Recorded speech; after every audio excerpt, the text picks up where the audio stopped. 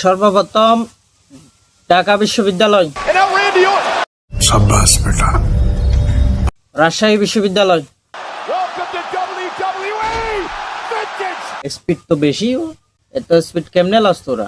Medical বিশ্ববিদ্যালয়, 5 years of age. যে speed রে বাপ রে বাপ।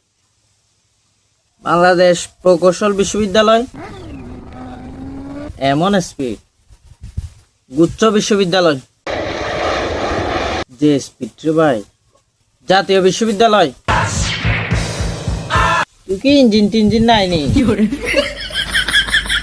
এমনি চুলো হইলে চলবো নি? কখন পরীক্ষা কখন ভর্তি তোমাকে কোনো বিলিভেশন আছে?